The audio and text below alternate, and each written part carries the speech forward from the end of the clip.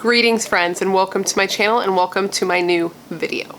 Today's video is going to be a doozy, to say the very least. Today's video is on Armin Meiwes, who is the Cannibal of Rottenburg. I first learned about this case a couple of years ago because a tattoo artist that tattooed my shoulder had told me about it because he knew I was into true crime. And so I picked up the book he recommended and I read the book, and it was the first book in my life that actually made me physically ill. Like, I had a visceral reaction to what I was reading. It was a lot. When quarantine started, I actually bought a copy of this book for my mom and for both of my sisters. The book, by the way, is called Cannibal, the True Story Behind the Man-Eater of Rottenburg, and it's by Lois Jones. I bought it for my mom and my sisters so that maybe we could have like a little quarantine book club, you know, get on video chat after we read a few chapters and talk about it. Spoiler alert, it never happened because, you know, you set a lot of goals for quarantine that just didn't happen, right? Who can relate? Who? But in doing that, the case was put back in my mind and I started wanting to look into it more and see where things were, look deeper than the book had given me, and man, there's a lot to this. So today we're going to talk about that case and I'm going to do my makeup while we discuss it. It's going to be like a little get ready with me, but with murder. Get ready with murder, you know? And I'm excited. I like doing these types of videos because it combines three of my favorite things, which is makeup, true crime, and video making. So that's what we're going to do today. Just a disclosure, we're going to be talking about some messed up stuff today. You know, this is a true crime case about a cannibal. It actually happened, so viewer discretion is of course advised. Now, if you like this video idea or makeup or just me, please make sure to join the Brat Pack by hitting the bell and subscribing to my YouTube channel. I put out new videos every week and I would love to hang out with you. Now, let's just get into it and I will tell you the story about the master butcher of Rottenburg, Germany. Now, I want to set the tone for this video by reading you a quote from Armin himself that I heard him say in an interview that I watched with him. My name, Armin Meiwes. I was born in 1961. I'm a computer engineer from Rottenburg, Germany. I killed a man, slaughtered him, and ate him. Since then, he is always with me. Okay, so Armin Meiwes, who, by the way, for the rest of this movie, I'm just going to call Armin, because when I first learned of this case, I pronounced his last name wrong. I pronounced it Meiwes. I can't even remember now just because of the way that it's spelled. And so that is like stuck in my brain, and I know that if I try to say his whole name through this video, I'm just gonna butcher it. Anyway, so Armin was born in 1961 to parents Gertrude and Detlef. He was the youngest of three children. He had two older half-brothers from previous marriages. I don't believe either of those boys were Detlef's sons, and Detlef was Waltrude's third husband. Armin said that he had a normal childhood, that he really liked his brothers. They were nice to him. They would play games outside, you know, just like brothers do, cops and robbers, stuff like that. And he said that it was a normal childhood with nothing really notable when he was young. But things quickly changed for Armin. In 1969, it was summer, and he was 8 years old. Tiny, you know, little 8-year-old Armin had been playing at a neighbor's house when he heard his father's car start up, and he ran over and he chased the car because his father was leaving. His father, I don't know how he knew, but it is said that Armin chased the car down the street. He said this, and that his father didn't even bother to look back. He said he didn't look in the rearview mirror, which I can't imagine how he could have been able to tell that, but he says his father didn't stop and just drove away, and that he didn't talk to his father for many years after this. His father never reached out, and that this was a really traumatizing event for Armin. Now, just to clarify, I am not trying to defend Armin here.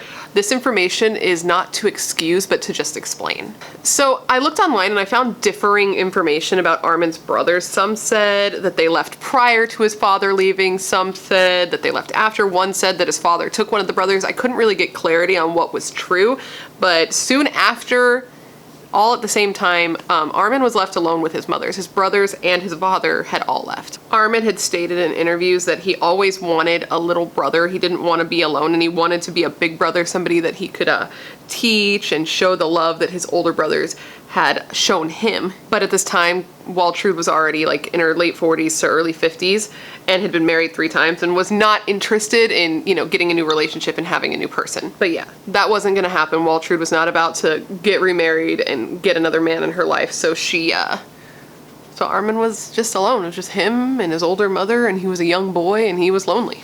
This left Armin feeling like he needed to take on all the responsibility as like the man of the house, you know, whatever, and he felt like he needed to take care of the house and his mother, and he says that this weighed a lot, like heavily on his shoulders growing up. From what I've learned about Armin's mother, it sounds to me like she probably didn't really help him much in making him, you know, feel taken care of and feel like the responsibility wasn't on him as a young child. She seemed like she probably kind of fed into that a little bit. Waltrud was described as really intense and controlling, really domineering, and always treating Armin just not very good, not loving like a mother should, less than, if you will. She was always around, like she was always around him growing up. He didn't really get to have just like little friends because she was always there, but she wasn't there in like a loving way. She was just like on him, you know? She called him Männchen, I believe is how it's described, and it basically just means servant. So she pretty much treated Armin as just someone to have around the house to help keep things up and to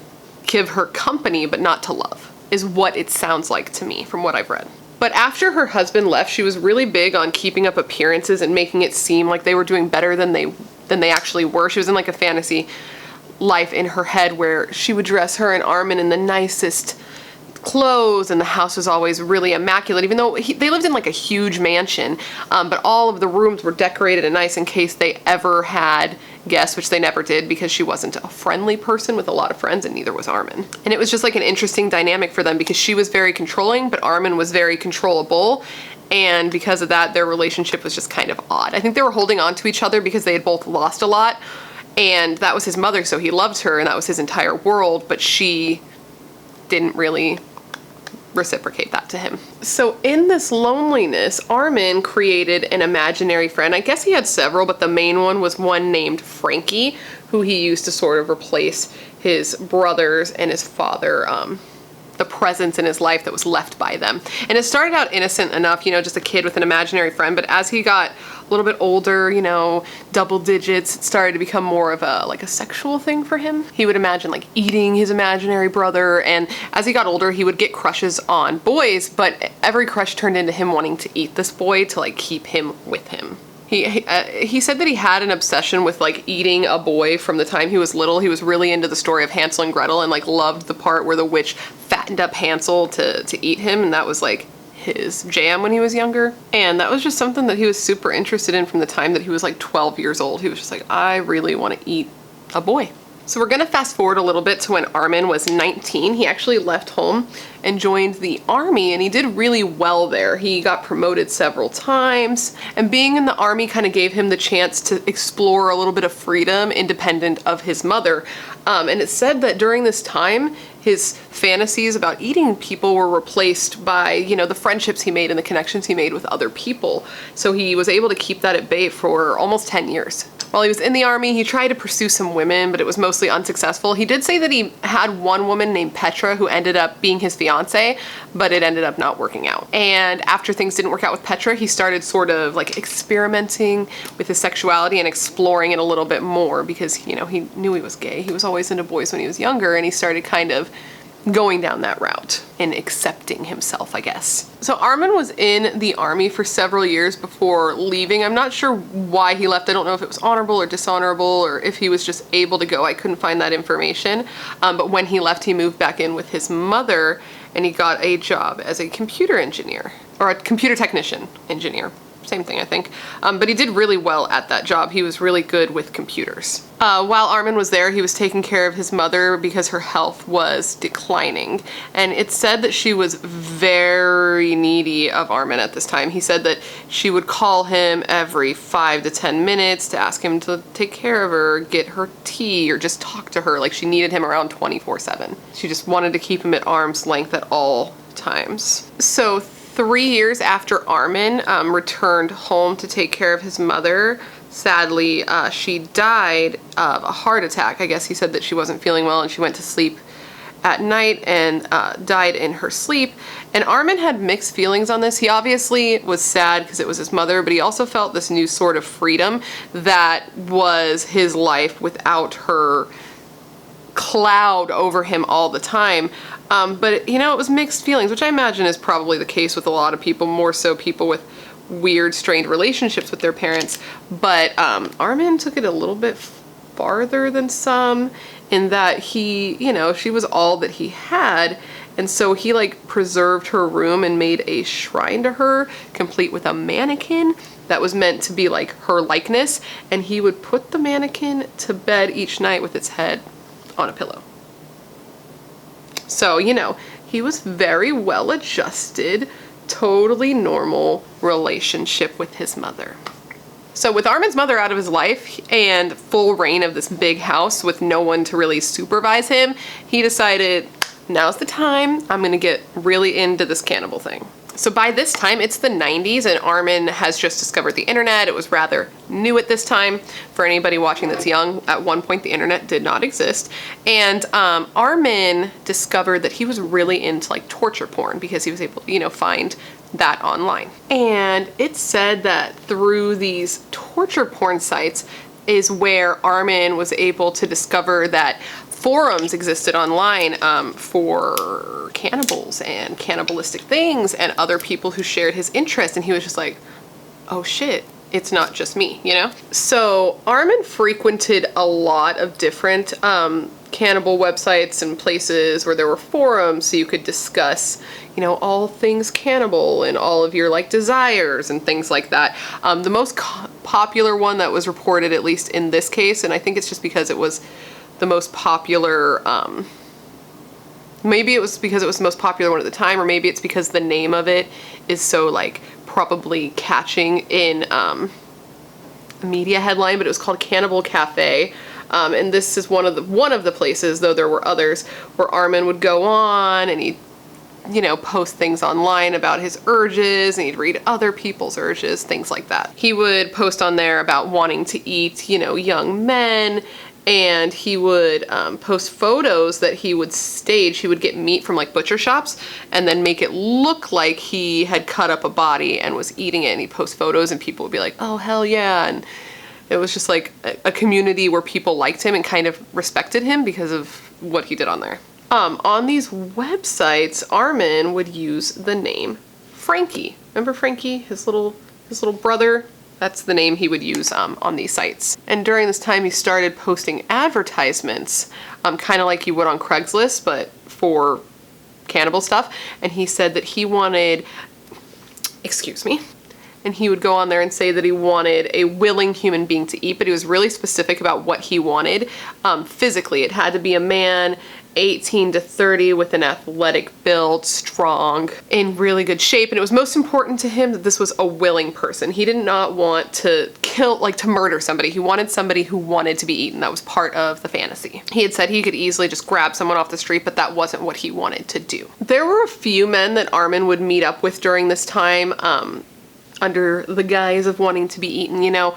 In one case, he actually met up with this guy, and the guy wanted to be eaten, and he said that he wanted Armin to like label his body parts as if they were meat. So Armin was like, okay, yeah, I'll do that. And he like attached the labels to this guy's body with needles, and they were both really, really into it. Like it did things for them, you know.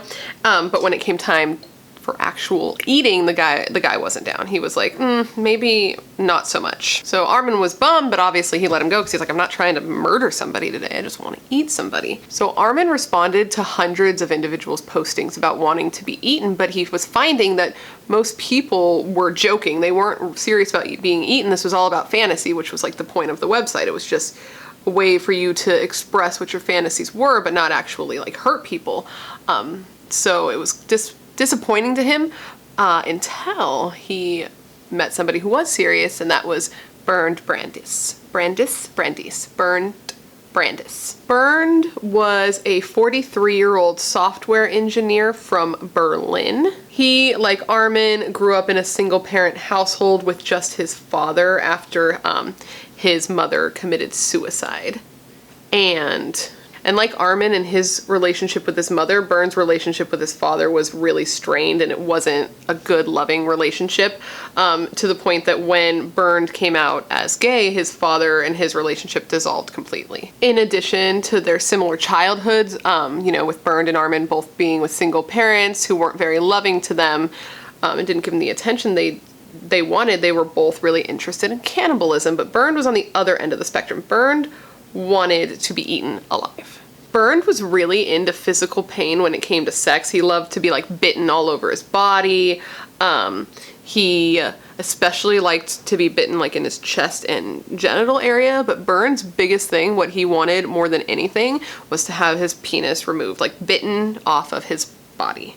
In an interview with a friend of Bernd's, like a friend and former lover, he said that when he and Bernd would, you know, have sex in one instance when they were having sex, Bernd, you know, would always beg for him to bite off his penis, and during one encounter he actually like took a blade and put it down there, and that was like it. That did it for him, and he begged him like cut it off. He's like, I'll give you my car, I'll give you $10,000, I'll give you everything in my house, just bite it off, cut it off, get it off, I want it off. The guy obviously didn't do it, but that's what he wanted.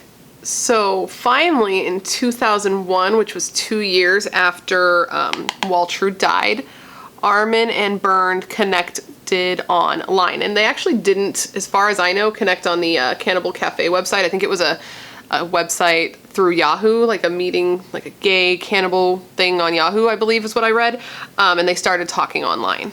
They would just talk about what Bernd was into, what Armin was into, and if they would be compatible and like fulfilling each other's fantasies. And they talked online, I believe, for 2 months before actually meeting in person. So Armin told him like, I want to film the whole thing. Is that okay with you? And he's like, yeah, I want you to remove my member and I want us to eat it together. That was the deal. That's what they were gonna do. So in March 2001, 2 months after first meeting online, Bernd gets on a train and heads to Rottenburg from Berlin. Armin was waiting for him there and picked him up at the train station, and he said that the car ride home, Bernd immediately like could not keep his hands off of Armin. So after the hour-long drive from the train station, they arrived at Armin's mansion, and he said that Bernd went into the living room and immediately undressed so he could show him the meal. And then they go upstairs where Armin has prepared a slaughter room, and they have sex, consensual sex, in the bed that was in the room. I guess Armin had set up a bed in the room, and during the sex, even though Bernd was like down to do it, he didn't enjoy himself. He said that Armin was too passive and wasn't aggressive enough, and didn't believe that Armin would be able to do what Bernd wanted him to do physically. He wanted Armin to rip the flesh from his body and like eat it while they were, you know, active. And that was Bernd's biggest fantasy. And even though it wasn't part of Armin's fantasy, like he didn't really have, that wasn't part of his deal, he still tried to like oblige and do what Bernd wanted, and he tried a couple of times but wasn't physically able to like rip, you know? So Bernd was like, you know, this isn't gonna work out. I just wanna go.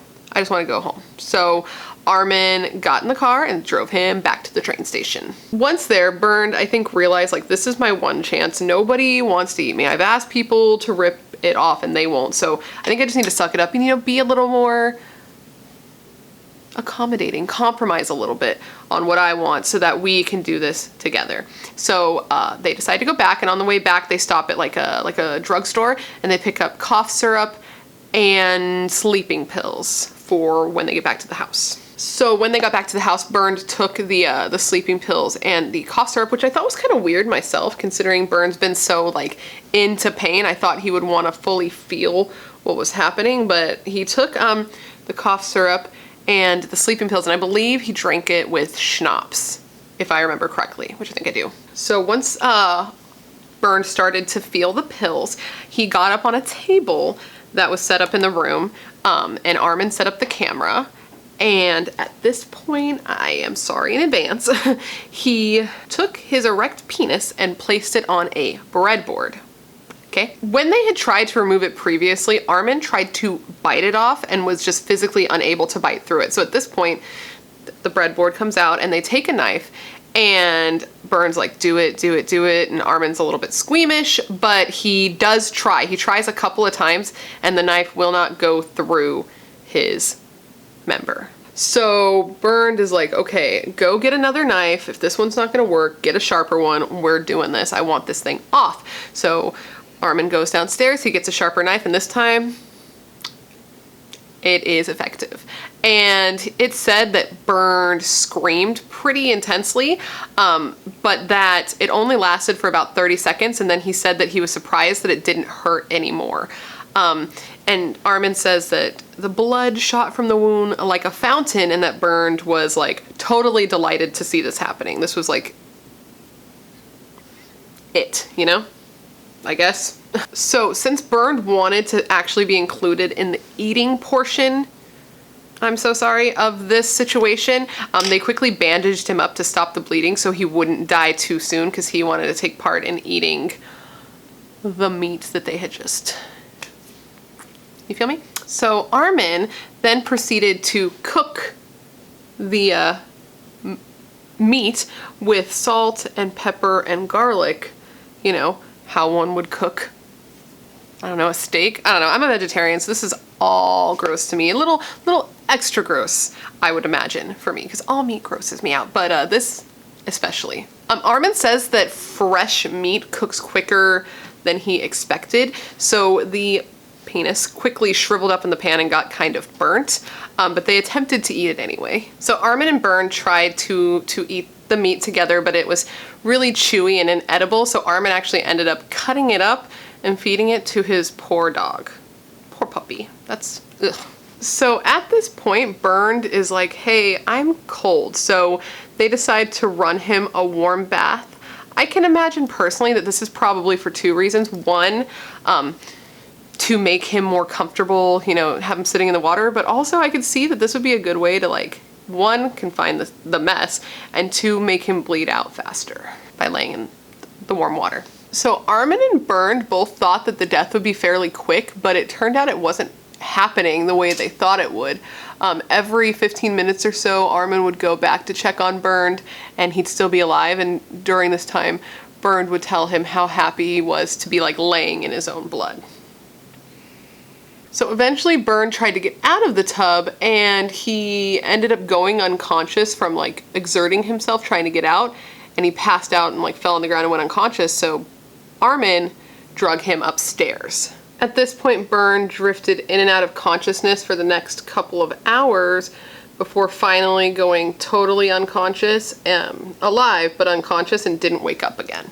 So Armin went over to Bernd, and he kind of like didn't know what to do, because the thing about Armin, or at least what he says, is he didn't want to actually kill somebody. He just wanted to eat the meat. But in his own words, he said, well, to eat meat, the body has to be dead. So he sat there for a while and looked at Bernd. He kissed him on the lips. He asked himself, like, should I pray to God or should I pray to the devil? He kissed him again, asked God for forgiveness, hesitates a bit, and then stabs him, not slits his throat, but stabs him on one side of his neck so that the knife pops out on the other side. So once Bernd was dead, Armin started to butcher him the way one would a poor animal. And I'm not going to include any photos here because that's just not the journey for me. But they are out there if you want to find them. They're just a little bit graphic. They're still shots from the video that he was taking, because he recorded this whole act. But what he did do, I'm so sorry in advance, he removed Bernd's head and then hung him from the ceiling, like with the meat hook. He then removed his organs and cut him in half lengthwise. Now the act of actually eating Bernd was super special to Armin. He decorated his table with candles, and he took out his finest china, you know, made himself a nice little evening out of it. And he then fried up a piece of Bernd's meat. He called it a rump steak, and he served it with potatoes, Brussels sprouts, and red wine. He said the first bite gave him an indescribable feelings, like his stars were aligning or something. Here's a direct quote from him. I spent over 30 years longing for it, dreaming about it, and now I was getting the feeling that I was actually achieving this perfect interconnection through his flesh. He said that human meat tastes like pork, but stronger, more substantial, and he says that it tasted really good. So he put the rest of Bernd's body into a deep freeze. It sort of had like a false bottom, and then proceeded to take out a bit here and there and eat Bernd over the next couple of months. And during these couple of months, Armin had gotten back onto the cannibal websites wanting to find another person to kill and eat. He had a taste for it now, and he really wanted to keep doing it. And I think personally he sort of liked the attention that he would get on the cannibal websites. That's my little take on this, because, you know, he had grown up wanting attention and wanting love and wanting people to care about him and to like see him. And I think because he would post these posts online and these photos and people thought he was so cool, that to be honest might have been a little bit of it. I don't know for sure, but that's kind of what I think. But also I think like he got what he wanted. It was like this big dream that he got and he liked it. It was a sexual thing for him. It was a physical thing for him. And I think he just wanted to do it again. I think he was like, this is good. Let's. So in December, is this gonna be a good lip color? We'll find out. No, it's not.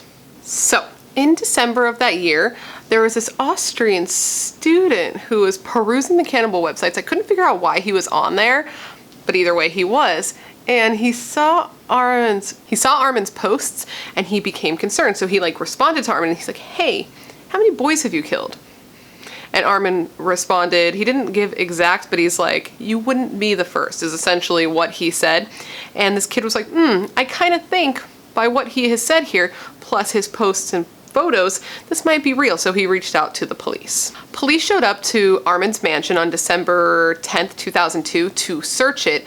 And I couldn't find online if he gave them permission to search it or if they had a warrant or what they did, but I also don't know the laws in Germany and I don't even know if they needed a warrant. But either way, they went in and they searched the house. When they were there, they looked in the deep freeze and they saw, you know, all of the meat and they saw the false bottom and they asked like, what is this meat, bro? And he was like, oh, it's just, you know, normal meat. The kind of meat that you would normally have. And upon further inspection, they were like, no, this isn't normal meat. I think there was still skin attached to it, I read. And they were like, this is not normal meat. You're a liar. Don't lie to me. During their search, they also found other body parts. I believe they found organs and a skull in his garden. It's been reported when the evidence was brought to his attention and he was questioned, he didn't deny anything. He admitted everything. He even told them about the videotape and was super cooperative and helpful once they were like, hey, like, we know.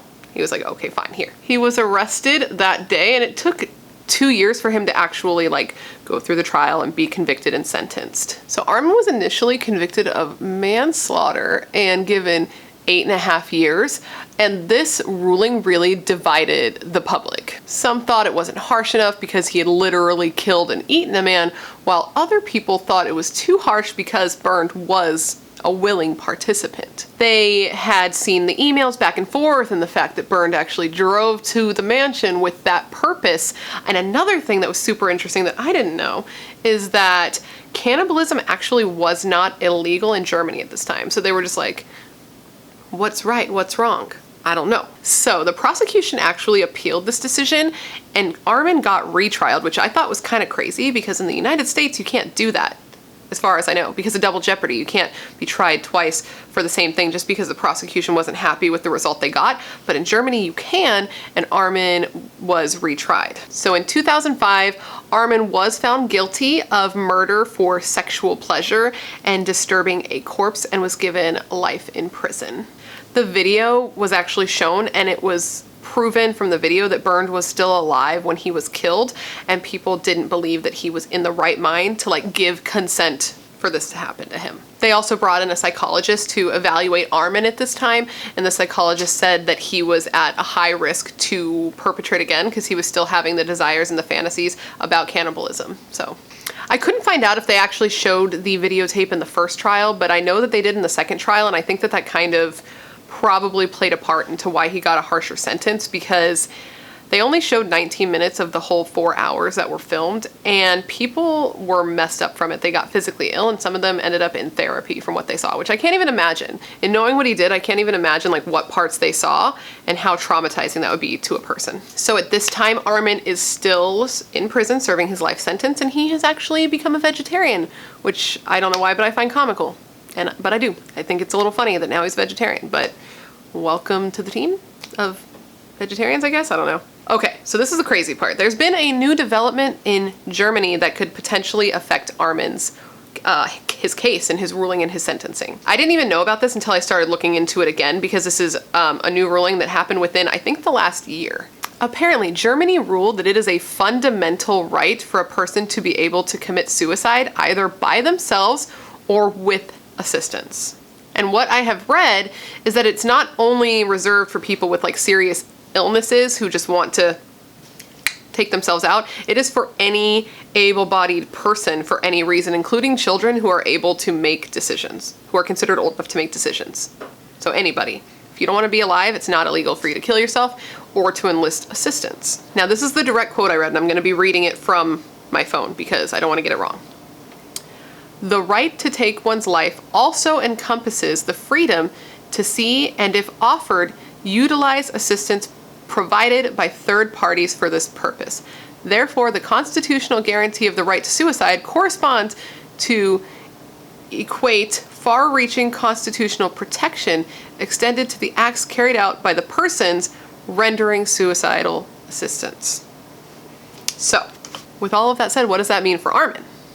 That's the question. I think that if he appealed his conviction, he would have a strong case based on the new law to be potentially let out or at least get a retrial and possibly not have done anything technically illegal at this point. Because technically speaking, he did assist Bernd in committing suicide because Bernd wanted to die, right? I don't really know how I feel about this. I go back and forth a little bit. This is one of those unique cases where I can clearly see how there are people on both sides. Sometimes there's a case I'm like, if you don't think this person deserves to be in jail forever, like you're like a dick. But in this case, I can see how on one side it's like, no, keep this guy locked up. He murdered a man for sexual pleasure because he wanted to eat him, like crazy man, stay away. But I also see how people are like, well,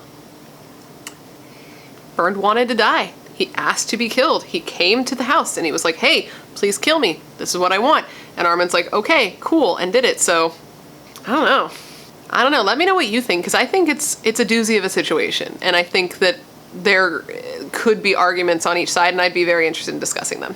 As of May 2020, it has been reported that Armin is a model inmate and has been rewarded by being able to take walks out of the prison. So apparently what happens is they put like a baseball hat on him and glasses on him and drive him out to another city with 2 officers, and he's allowed to walk around the city.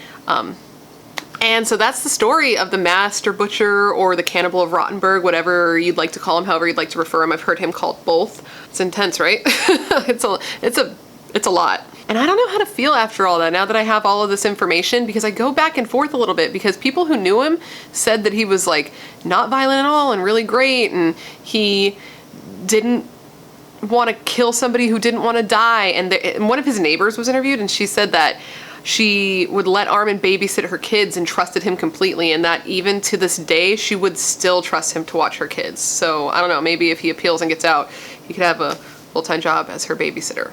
All right, guys, and with that said, that completes this video. Please let me know down below what other cases you'd like me to cover. I have a list, but I'd love recommendations so I can get you what you would like. And let me know what you think of Armin's case, because I feel like this is one that could have a lot of opinions, and I'd really like to discuss it down below with you. Please don't forget to join the Brat Pack by subscribing and hitting that bell. I put out new videos every week, and I would love to hang out with you. Everything I use on my face will be listed down below, and I just want to thank you for being here with me when you could literally be anywhere else in the world. That's tight, you're tight, and I hope to see you in my next video.